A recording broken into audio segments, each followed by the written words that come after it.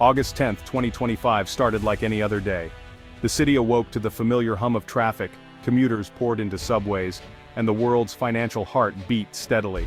In newsrooms across the country, journalists sipped coffee, scanning headlines, expecting another routine morning. Until a sudden news alert shattered the calm, sending a ripple of shock through every newsroom and office. The Supreme Court had struck down the Trump-era tariffs, a landmark decision that sent shockwaves through the nation's political and economic landscape. The ruling was unexpected, and its consequences were immediate. On Wall Street, traders watched in disbelief as the Dow surged and dipped wildly, trying to grasp the implications of the court's decision. Phones rang off the hook, and the air buzzed with uncertainty as investors scrambled to adjust their positions. In factories and on farms across America, workers and farmers paused their routines, exchanging worried glances and hushed conversations, wondering what this seismic shift would mean for their jobs, their families, and their futures. For years, tariffs on steel, aluminum, and Chinese goods had shaped heated debates, influenced elections, and strained household budgets. They had become a symbol of economic protection and political division. Their sudden end jolted every corner of the economy. From bustling city streets to quiet rural towns, people stopped to watch the news, realizing that the rules of the game had changed overnight. Some saw hope on the horizon. Farmers in Iowa, battered by years of trade wars and falling exports, now eyed a possible end to years of hardship. For them, the decision offered a glimmer of relief and a chance to rebuild. Others, especially in manufacturing towns already struggling to compete, feared a flood of cheap imports and the loss of hard-won jobs. In break rooms and union halls, anxiety grew as workers wondered if their livelihoods would survive the coming changes. The ruling wasn't just a legal decision, it was deeply personal, touching families, small business owners, and entire communities nationwide. For many, it meant uncertainty about paychecks, prices, and the future of their main streets. Political leaders scrambled to respond. Some celebrated what they saw as a victory for free trade and global cooperation, while others warned of new threats to American workers and industries, vowing to fight for new protections. The nation stood at the edge of a new economic era, uncertain and divided. In living rooms and public squares, Americans watched anxiously, debating what the future might hold and who would benefit or lose the most. The Supreme Court hadn't just ended a policy, it had ignited a national reckoning, forcing the country to confront its values, its priorities, and the true cost of change. To truly understand the Supreme Court's decision, we need to go back and explore why tariffs were imposed in the first place, and how they shaped the nation's economy and politics. The Trump administration introduced these tariffs, arguing that unfair trade practices by countries like China were hollowing out American industry and threatening the nation's economic security. By invoking decades-old laws originally designed for national security emergencies, the administration placed tariffs on steel, aluminum, and a wide range of Chinese goods, aiming to level the playing field for American workers and manufacturers. The move sparked intense debate. While it was intended to protect American jobs and industries, it also led to higher costs for manufacturers who relied on imported materials and for consumers who saw prices rise on everyday goods. American farmers, in particular, found themselves caught in the middle. When China retaliated with its own tariffs, U.S. agricultural exports plummeted, leaving many rural communities struggling to stay afloat. The global supply chain was thrown into chaos. Companies scrambled to adapt, some moved operations overseas to avoid tariffs, while others absorbed losses or passed costs onto customers. As a result, prices climbed on everything from cars to canned soup, affecting families across the country and changing the way Americans shopped and budgeted. The tariffs ignited a national debate. Should the U.S. focus on protecting jobs at home even if it means higher prices? Or should it embrace global trade and competition, risking some industries for the promise of cheaper goods? While a few industries experienced a temporary boost, many small businesses and families felt the financial strain, facing tough decisions about spending and employment. The era of tariffs became one of disruption, uncertainty, and difficult choices for businesses, workers, and policymakers alike. Ultimately, the tariffs changed how America thought about trade, competition, and its role in the global economy, sparking conversations that reached from Wall Street to Main Street. Now, with the Supreme Court's ruling, that turbulent chapter in America's economic story has come to an abrupt and dramatic close. Tariffs split the nation. Supporters saw them as overdue protection for American jobs and industries, especially in the Rust Belt. They argued tariffs were a shield against unfair foreign competition and a matter of national pride. Labor unions and some manufacturers credited tariffs for reviving factories and hiring. Critics, including farmers and free market advocates, called tariffs a tax on Americans. They warned of higher prices, lost export markets, and jobs threatened in industries relying on imported materials. Retaliatory tariffs devastated agriculture, erasing years of market building. Economists cautioned that trade wars hurt everyone, stifling innovation and growth. The debate was fierce, with both sides claiming to defend American prosperity. The Supreme Court's decision would force the country to choose a new path. The fight over tariffs quickly moved from politics to the courts. Businesses argued the president had overstepped, using laws meant for emergencies to reshape trade. They claimed only Congress has the constitutional power to regulate commerce.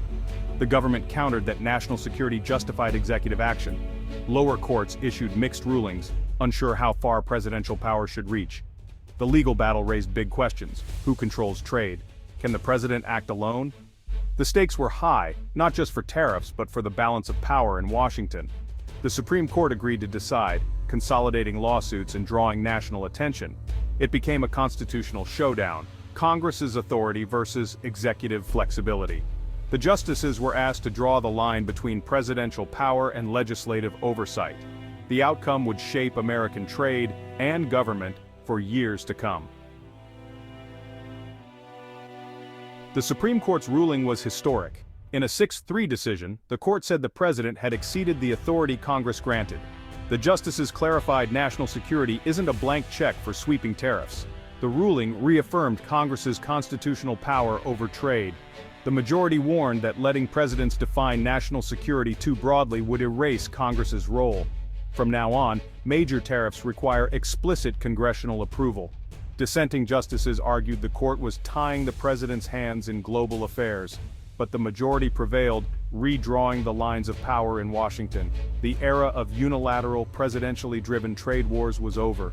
Trade policy was back in Congress's hands. The decision sent ripples through government and the economy, shaking up the way America does business both at home and abroad. Overnight, the rules of the game changed for lawmakers, companies, and everyday citizens alike. For the first time in years, Congress, not the president, would set trade policy. This shift returns a major power to the legislative branch, sparking intense debates and negotiations on Capitol Hill. Presidents must now build coalitions and debate new trade laws, not act alone.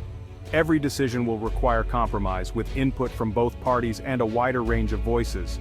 For families, the end of tariffs means lower prices on goods from cars to electronics. Everyday Americans could see their dollars stretch further, making it easier to afford the things they need and want. Businesses that import materials will see costs drop, boosting competitiveness. Lower expenses could mean more hiring, new investments, and even lower prices for consumers. But industries once protected by tariffs, like steel and aluminum, face tough competition and possible job losses. Workers in these sectors may worry about their future as cheaper imports flood the market, forcing companies to adapt or risk closure. Farmers hope for relief as foreign markets reopen and retaliatory tariffs lift. With new access to global buyers, American agriculture could see a boost, helping rural communities recover from years of trade wars. Companies must rethink supply chains, weighing whether to return to old partners or stick with new ones. The ruling forces businesses to reevaluate their global strategies, balancing cost, reliability, and risk in a rapidly changing world. The ruling brings opportunity for some, uncertainty for others. Entrepreneurs may find new markets, while established firms face new rivals and shifting expectations. It's a turning point for American trade, forcing adaptation across the economy. From small towns to big cities, everyone will feel the effects as the nation adjusts to this new reality. The challenge: help those hurt by change while seizing new opportunities. Communities, businesses, and government must work together to support workers in transition and foster innovation. The nation must now navigate a new, more democratic era of trade. With shared responsibility comes the chance to build a stronger, more resilient economy for all Americans. The country's response was immediate and divided. Business groups and retailers cheered, calling it a win for consumers and growth. Manufacturing towns and unions mourned, fearing job losses and unfair competition. Some factory owners worried investments made under tariff protection would now be at risk. In Washington, politicians split along party lines, some praising the return of congressional authority, others warning of weakened defenses against foreign rivals. Internationally, allies welcomed the decision, hoping for more stable trade relations. China expressed optimism for renewed dialogue. Global markets rallied, seeing the ruling as a de-escalation of trade tensions. The world watched to see if America's new approach would last. The debate over trade was far from over. Wall Street reacted instantly. Stocks soared for importers, tumbled for steel and aluminum producers. Main Street businesses like construction firms anticipated lower costs and more jobs. But in factory towns, uncertainty loomed as plants that relied on tariffs faced tough choices. The end of tariffs created winners and losers, reshaping local economies. Some communities braced for layoffs and hardship, while others saw new opportunities. The challenge for policymakers: manage the transition and support those left behind. The ruling highlighted the complexity of trade: no simple victories, only trade-offs. America's economic landscape had shifted overnight. The focus now: how to help those hurt and harness new growth. The story of tariffs was ending, but the story of adaptation was just beginning. The Supreme Court handed trade power back to Congress, opening a new chapter. Lawmakers must now lead, not just react. Some will push for renewed free trade agreements. Others want targeted protections. The debate will be fierce, balancing open markets with defending American jobs. Congress must build a new consensus, listening to voices from farms, factories, and tech hubs alike. The decision forces honest debate and tough compromises. America's approach to global trade will now be forged in public, not behind closed doors. The court's ruling is not an end, but a beginning. The future of American trade will be decided in the open arena of democracy.